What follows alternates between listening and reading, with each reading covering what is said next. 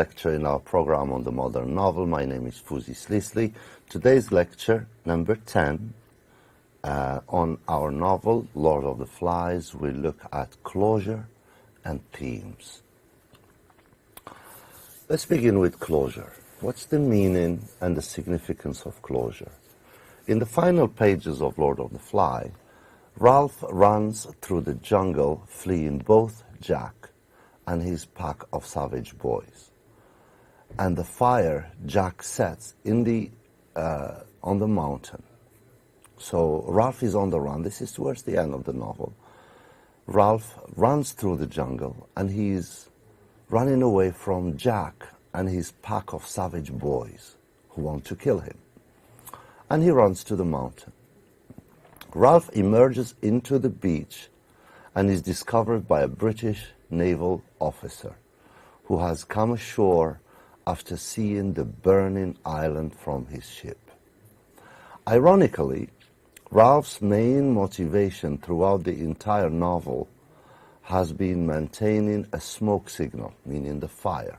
Yet, Jack's careless and murderous wildfire incites their rescue from the island.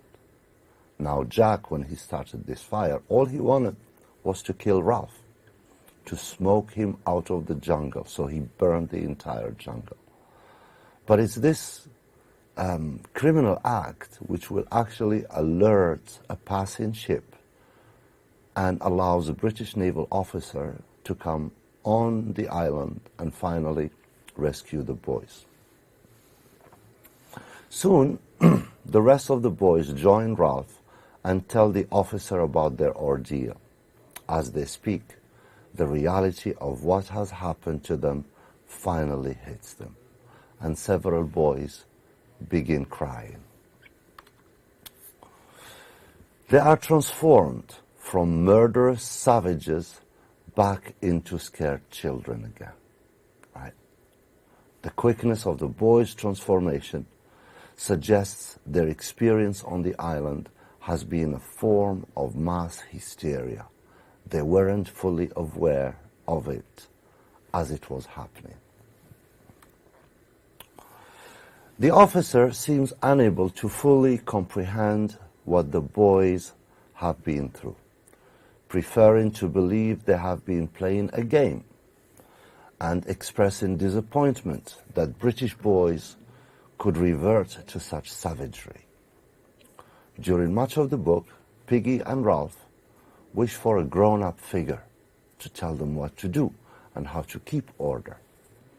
But the officer reminds us that while the boys have been trying to survive and maintain civilization on the island, adults all over the world were waging war for no discernible reason. In a way, it's like the adults were no more adults than the boys on the island. The adults themselves were childishly waging war and destruction against each other in no better ways than the boys on the island. The adult world, waiting for Ralph back home, is just as savage as the island with Jack and his tribe.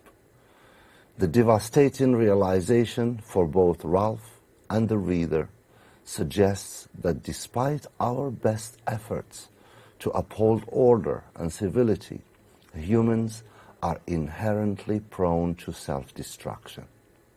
This ending suggests that despite what we want to believe, the line between civilized order and inherent human savagery is blurred.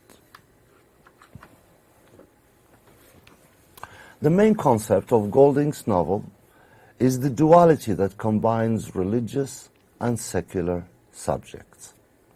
The religious aspect is suggesting the spiritual fall. For example, the symbol of the deserted island is conveyed through a double imagery of creation and fall, like the creation of Adam and Eve and the fall from heaven. In the first part, it is introduced as a good island on page 37. This judgment is repeated in the first chapter, echoes the account of creation. All what God hath created is very good. So there is a little parallel here between Lord of the Flies and the story of creation in the Bible. But the island has two distinct sides: the worlds of dreams and nightmares. The island has two distinct sides: the worlds of dream and the world of nightmares. In the novel's second part, with its predominantly demonic tropes, Ralph discovers the island's other aspect, that of nightmarish isolation. The island becomes a place of condemnation, figuratively the place of lostness, of the spiritual fall. It reflects the human, secular, corrupted world as compared to the spiritual, paradisiac world. The secular subject is related to the duality, good and bad, within the human nature.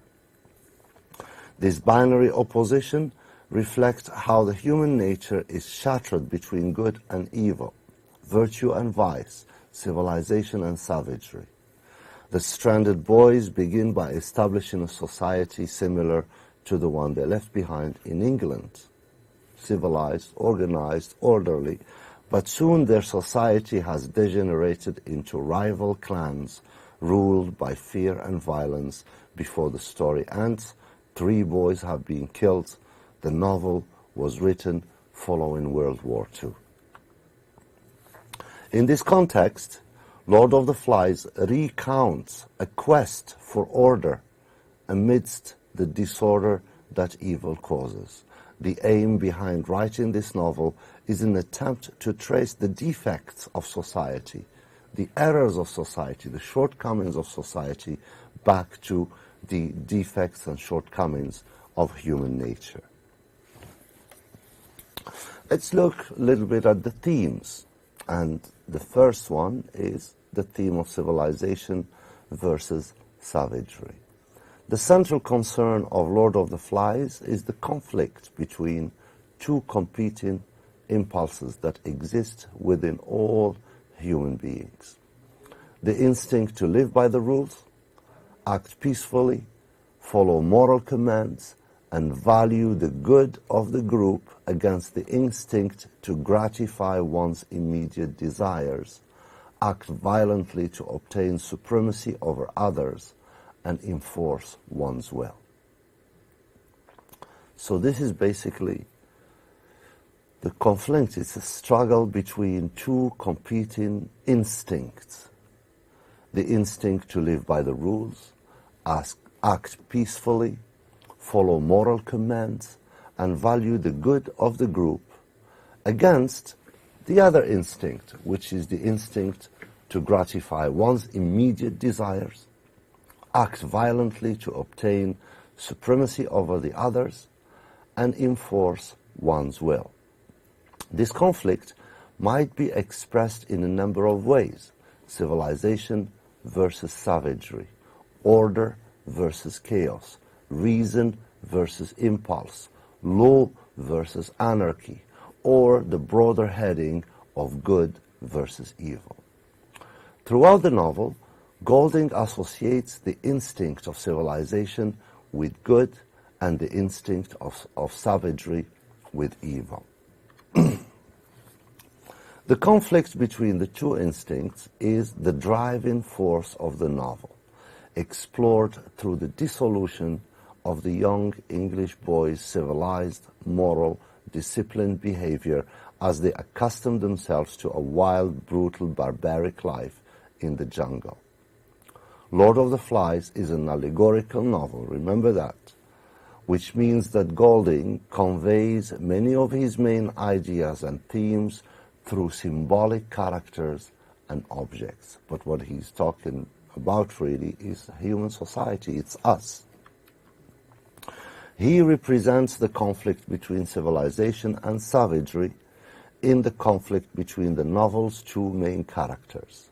Ralph, the protagonist, who represents order and leadership, and Jack, the antagonist, who represents savagery and the desire for power. As the novel progresses, Golding shows how different people feel the influences of the instincts of civilization and savagery to different degrees. Piggy, for instance, has no savage feelings, while Roger seems barely capable of comprehending the rules of civilization. Contrast. Piggy doesn't have any savage feelings, but Roger doesn't have any civilized inclinations. They're opposites. Generally, however, Golding implies that the instinct of savagery is far more primal, primitive, and fundamental to the human psyche than the instinct of civilization. Golding sees moral behavior in many cases as something that civilization forces upon the individual rather than a natural expression of human individuality. Right?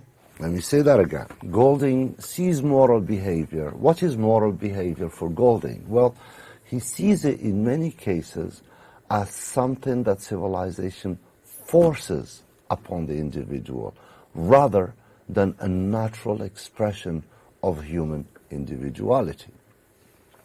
When left to their own devices, Golding implies, people naturally revert to cruelty, savagery, and barbarism. Savagery and cruelty and barbarism come naturally to human beings, but respect and order and law is imposed on them. That's what, in a way, Golding is trying to tell us. The idea of innate human evil is central to Lord of the Flies. Human evil in Lord of the Flies, it's trying to tell us that human evil is innate, fitri. It's innate to human beings. And finds expression in several important symbols, most notably the beast and the sow's head on the stake. Among all the characters, only Simon seems to possess anything like natural, innate goodness. It's only Simon, the character of Simon, who seems to possess a natural, innate goodness.